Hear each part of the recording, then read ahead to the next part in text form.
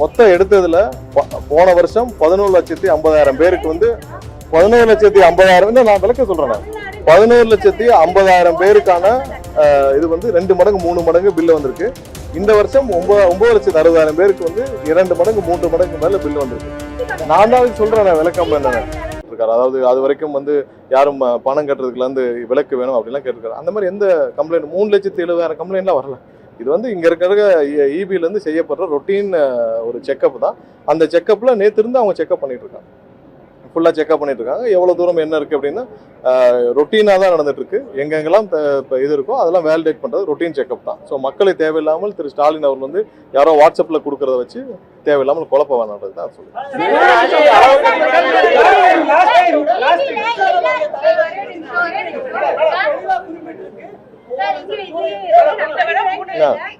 இல்ல சொல்றேன் இல்ல என்னன்னா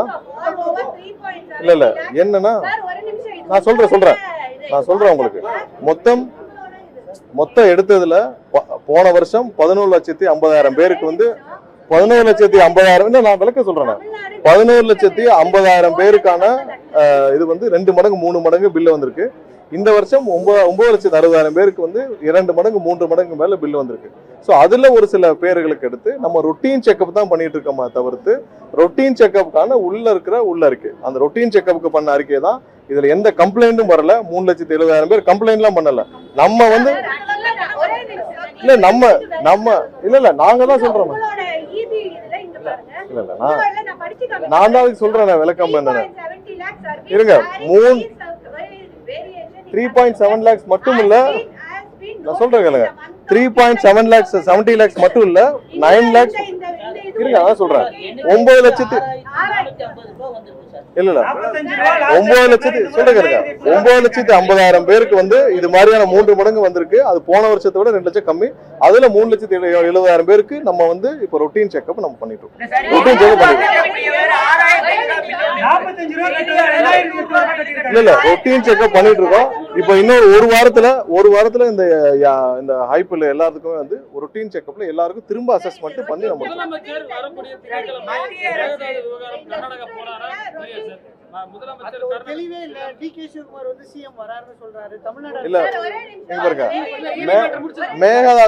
மேகதாது விஷயத்துல நம்ம ரொம்ப தெளிவா இருக்கோம். நேற்று கூட வந்து அதிமுக தரப்புல தேவையில்லாமல் வந்து ஒரு ஒரு ரிட்டர்னை ஃபைல் பண்ணிருக்காங்க. அதுவும் திரு அக்ரி கிருஷ்ணமூர்த்தி அவர் தெரிஞ்சு ஃபைல் பண்றாரா தெரியாம ஃபைல் பண்றான்னு தெரியல. ஏன்னா சட்டசபையில அவங்க எல்லாம் இருந்தப்பதான் அந்த தீர்மானம் நிறைவேற்றப்பட்டுச்சு.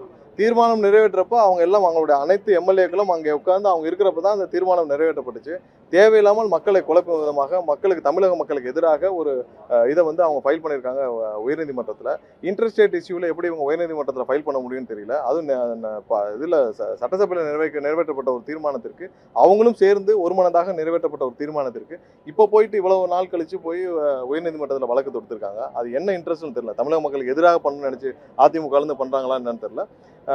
இந்த விவகாரத்தில் கண்டிப்பாக முதல்வர் வந்து அனைத்து தரப்பு மக்களையும் ஆலோசிச்சுட்டு வராங்க. கண்டிப்பா விரைவில் வந்து இதற்கான முடிவுகள் என்னென்ன, லீகல் ஸ்டாண்ட் என்ன பண்ண போறோம், மற்ற விஷயங்கள் என்ன பண்ண போறோம்னு தெரியும். இது 2 மாநில பிரச்சனைக்கு நம்ம வந்து உச்சநீதிமன்றம் மூலமாக தீர்வு. ஏற்கனவே நமக்கு வந்து ட்ரிபுனல் நமக்கு இருந்தது. அது பழைய தீர்ப்போட அது வந்து ட்ரிபுனல் கான்ஸ்டிடியூஷன் இது இல்லை.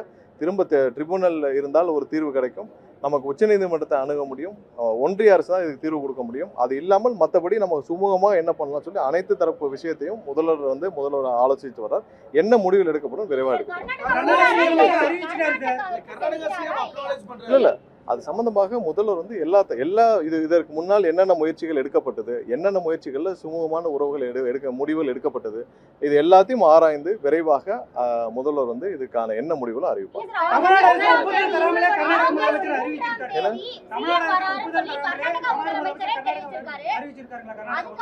இல்ல ஆய்வுகள் எல்லா தரப்புலையும் நடக்கப்பட்டது. எல்லா தரப்புலையும் ஆய்வுகள் என்னென்ன செய்யலாம், எப்படி செய்யலாம். இப்போ இதுல சம்பந்தப்பட்ட வல்லுநர்கள், லீகல் எக்ஸ்பர்ட்ஸ் எல்லாத்தையும் பேசுறாங்க. என்ன பண்ணலாம், இதுக்கு முன்னாடி என்ன முடிவுகள் எடுக்கப்பட்டுச்சு, 20 வருடங்களுக்கு முன்னாடி என்ன எடுக்கப்பட்டுச்சு, 1980 என்ன மாதிரி முடிவுகள் எடுக்கப்பட்டுச்சு, எல்லாத்தையும் ஆய்வு செஞ்சு அந்த வர்ற டிஸ்கஷன்ஸ் தான். பட் இது வரைக்கும்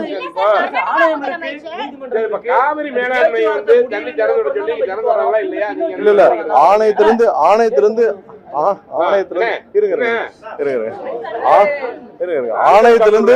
ஆணையத்திலிருந்து கொடுக்கப்படும் விஷயங்கள் இப்போ 3000 ஆணையத்திலிருந்து இவ்வளவு கண்ணாடிகள் நீங்க திறக்கணும்னு சொன்னாலே கர்நாடகா ஒத்துக்கொள்ள மாட்டேன்றாங்க. ஸோ அப்போ நம்ம அதுக்கு தகுந்த அடுத்த விஷயத்த நம்ம பார்க்கணும். நம்ம திரும்ப வந்து உச்சநீதிமன்றத்தை நாட வேண்டும். ஒரு வகையில் லீகல்ல நமக்கு வந்து உச்சநீதிமன்றம் மூலமாக நமக்கு வந்து தேவையான நீரை பெற வேண்டும். அடுத்து இதை சரியாக முறையாக செய்து கொடுக்க ஒன்றிய அரசு செய்ய வேண்டும். அவங்களுடைய ஒன்றிய அரசுடைய அமைச்சரே வந்து தவறாக தமிழக மக்களுக்கு எதிராக பேசிட்டு வர்றார். அவருக்கே வந்து கடைசியாக இறுதி தீர்ப்பு உச்சநீதிமன்றத்தில் இறுதி தீர்ப்புல கீழ்மலை மாநிலங்களுக்கு நீங்க அவங்களை கேட்காமல் ஒரு சின்ன ஒரு 0.01 TMC கூட வெளியில போகக்கூடாது. ஸோ அதையே புரியாமல் வந்து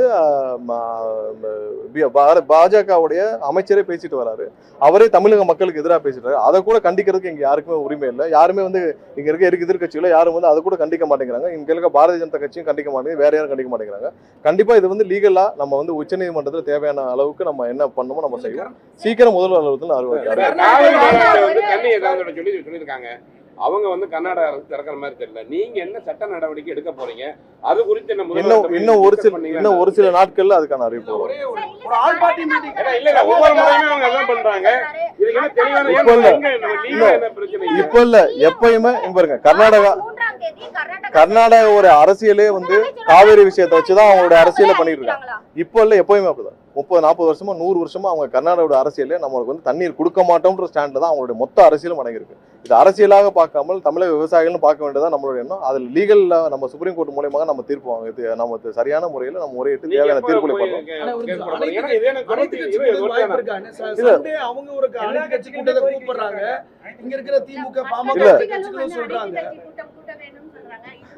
இல்ல எல்லாருக்கும் ஒரே நிமிஷம், நீங்க நிறைய கொஸ்டின் ஒரே மாதிரி கேட்குறீங்க. ஒரே நிமிஷம். இதுல இன்னும் வந்து ஒரு சில முடிவுகள் எடுக்கப்பட வேண்டியிருக்குது. முதல்வர் தரப்புல இருந்து இன்னும் ஒரு வாரத்துக்குள்ள தேவையான முடிவுகள் அனௌன்ஸ் பண்ணப்படும். இதுல என்னென்ன ஆப்ஷன் இருக்குன்னு நீங்க எல்லாம் புரிஞ்சுக்கணும். ஒண்ணு நம்ம சுப்ரீம் கோர்ட் மூலமாக, அடுத்து நம்ம வந்து ட்ரிபியூனல்ல நம்ம கொண்டு வரது மூலமாக அடுத்த ஆப்ஷன், இன்னொன்னு இன்டர்ஸ்டேட்ல நம்ம எப்படி பேசி வாங்குறோம். இது 3 ஆப்ஷன். அடுத்தது என்ன செய்யணும், அடுத்து அது இல்லாமல் ஒன்றிய அரசுக்கு அழுத்தம் கொடுக்குறது. இது 4 தான் நமக்கு இருக்கிற ஆப்ஷன். இதுல என்ன செய்யணுமோ கண்டிப்பா முதல்வர்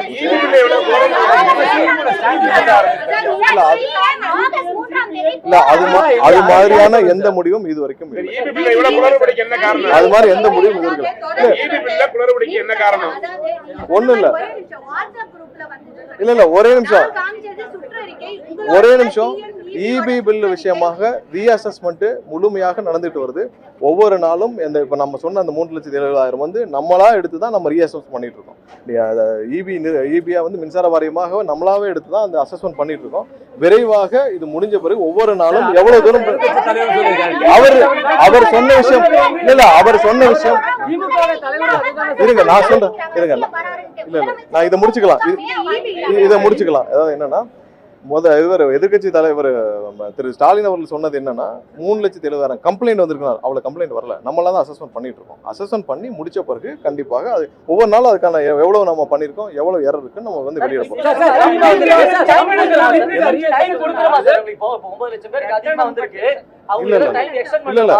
இல்ல அது டெய்லி அதெல்லாம் கிடையாது. எல்லா இடத்துலயும் நீங்க யாரோ அதெல்லாம் நீங்க கம்ப்ளைண்ட் கொடுங்க, அதெல்லாம் கண்டிப்பா எடுத்துக்கணும். இந்த மாதிரி எந்த எக்ஸ்டென்ஷன் கிடையாது. அந்த மாதிரி அததான் குழப்பற விஷயமாக தான் திரு ஸ்டாலின் அவர்கள் கொடுத்திருக்காரு. அது இந்த மாதிரி எந்த எக்ஸ்டென்ஷன்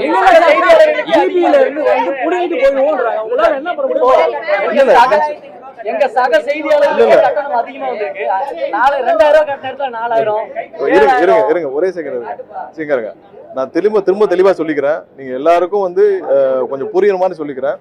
போன வருஷம் இதே மாதிரியான 3 மடங்கு மேல இருக்க கட்டணம் வந்து இதே மாதிரி சம்மர்ல 11,50,000 பேருக்கு மேல வந்திருக்கு.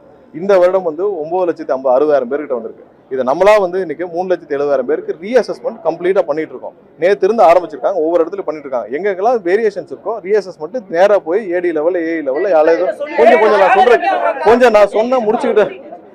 ரீஅசஸ்மெண்ட் 1 வீக்ல முடிச்சிடும். இதுல எந்த இடத்துலயும் பிள்ளை இருக்க மாதிரி தெரியல. அடுத்த மாசம் கட்டணத்துக்குள்ள இந்த 1 வீக்ல எங்கெங்க ரீஅசஸ்மெண்ட் நேற்று இருந்து எல்லாம் ஸ்டார்ட் பண்ணி ஒவ்வொரு நாளும் அதுக்கான ரீஅசஸ்மெண்ட் பண்ணி முடிச்சிட்டு இருக்காங்க. அங்கேயே ரீஅசஸ்மெண்ட் பண்ணி அங்கேயே அட்ஜஸ்ட்மெண்ட்ஸ் பண்ணி முடிச்சிருவாங்க. சொன்ன என்ன பாருங்க, அங்க போய் ரீஅசஸ்மெண்ட் பண்றதுல அங்கேயே போய் ரீஅசஸ்மெண்ட் பண்ணி என்ட்ரி பண்ணி முடிக்க போறாங்க. இவ்வளவுதான் இதுல ப்ராப்ளம். வேற ஏதாவது